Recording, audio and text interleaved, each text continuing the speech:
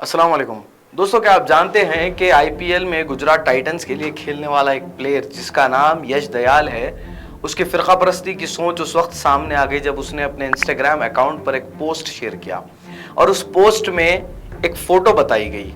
उस फोटो में एक मुसलमान को बताया गया है जो अपने हाथ में गुलाब लेकर के एक हिंदू लड़की को प्रपोज कर रहा है और उसे कह रहा है कि मैं दूसरे मुसलमानों की तरह नहीं हूँ। और जवाब में लड़की भी कहती है कि अब्दुल, मैं तुम पर ब्लाइंडली ट्रस्ट करती हूँ और मुझे पता है कि तुम दूसरों की तरह नहीं हो। और फिर वहाँ पर नीचे लाशें पड़ी हुई हैं जिसमें अलग अलग हिंदू लड़कियों के नाम लिखे हुए हैं। इस पोस्ट का मकसद क्या है? दरअसल ये पोस्ट एक फेक नैरेटिव बनाया गया है लव जिहाद को लेकर मुसलमानों को बदनाम करने के लिए। ये पोस्ट उसी को डिपिक्ट करता है और ये फेक नैरेटिव को लेकर के एक ऐसा प्लेयर जो एक स्टेट के लिए खेल रहा है, गुजरात टाइटंस एक आईपीएल में एक ऐसी टीम रही जो फाइनल तक आती है, लेकिन ये जो यश दयाल प्लेयर है इसके बारे में मैं आपको थोड़ी सी जानकारी जरूर दे दूंगा कि ये वही प्लेयर है। अगर आपको याद होगा कि इस साल आईपीएल में तकरीबन 5 छक्के एक ओवर में मारे गए थे और मारने वाले बैट्समैन का नाम तो आपको पता है जिसका नाम था रिंकू सिंह, जिसने 5 छक्के मार के कोलकाता नाइट राइडर्स को मैच जिताया था। लेकिन क्या आप जानते हो वो बॉलर कौन था जिसने 5 छक्के खाए? वो यही यश दयाल था। यश दयाल ने अपने एक ओवर में 5 छक्के खाए थे और फिर उसके बाद पता है क्या हुआ?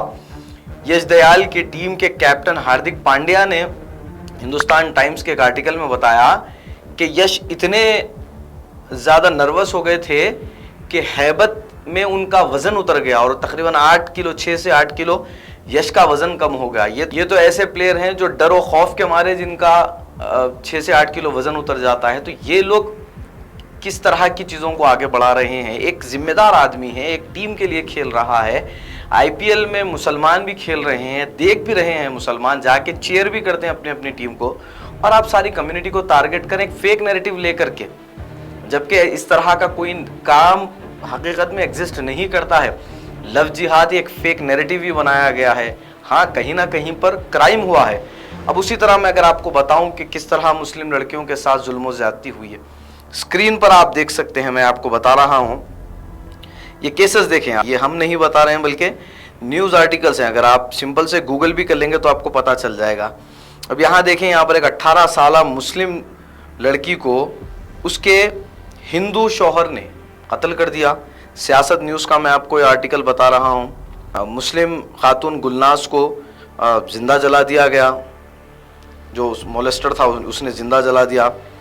अब एक और मैं आपको बताता हूँ, यहाँ पर देखिए आप एक लड़की है जिसका नाम,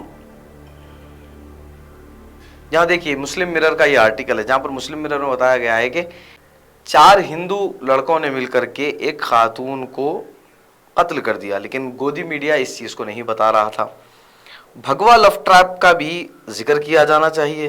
क्यों सिर्फ आप एक फेक नैरेटिव लेकर के बैठ जाते हैं और एक फेक नैरेटिव पर आप काम करते हैं? कितने ऐसे केसेस है भगवा लव ट्रैप के हर रोज़ जहाँ पर रिकॉर्ड हो रहे हैं, जहाँ पर लड़कियों से शादियाँ की जा रही है और फिर उन्हें शादी के बाद जुल्म और ज़्यादती का शिकार बनाया जा रहा है। एक प्लेयर होने की हैसियत से आपने तो दिखा ही दिया है कि आपके अंदर कितना जहर भरा हुआ है। बाद में जब इन्हें एहसास हुआ, ये साहब फौरी अपने इंस्टाग्राम पर आते हैं और आके पोस्ट करते हैं। मैं आपको वो भी बताता हूँ कि उन्होंने अपनी स्टोरी लगाई। अब दोबारा वो स्टोरी में क्या लिखते हैं?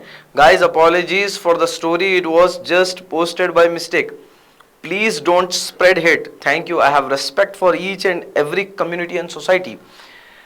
अब बताएं कि कैसे गलती से ये इंस्टाग्राम इनका ओपन होता है और फिर इनके इंस्टाग्राम पर पोस्ट ऑप्शन में जाते हैं और फिर उसके बाद स्टोरी सेलेक्ट की जाती है। स्टोरी सेलेक्ट करने के बाद फिर वो पोस्टर को सेलेक्ट किया जाता है और फिर उसे पोस्ट किया जाता है। इतनी सारी चीजें बाय मिस्टेक कैसे हो सकती हैं? 4-5 ऑप्शन से कोई एक ऑप्शन नहीं है कि चलें इसे ऐसा कर देने से होगा, नहीं। 4-5 ऑप्शंस होते हैं स्टोरी पोस्ट करने के लिए। आपको गैलरी ओपन करना होगा, आपको फोटो सेलेक्ट करनी होगी, देन आपको उसे पोस्ट करना होगा। तो ये सारा का सारा एक प्रोपेगेंडा है।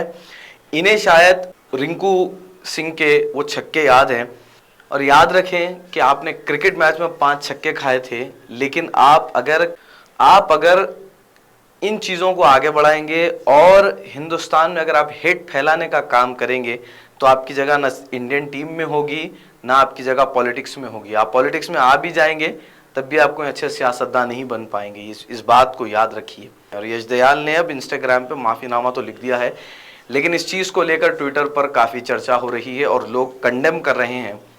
अब लाजिम सी बात है कि अगर कोई हेट फैलाएगा और हेट फैलाने के बाद खुद ही कह रहा है कि हेट मत फैलाइए, मैं सबके लिए इज़्ज़त रखता हूँ, हर कौम और हर फ़र्द के लिए मेरे पास इज़्ज़त है।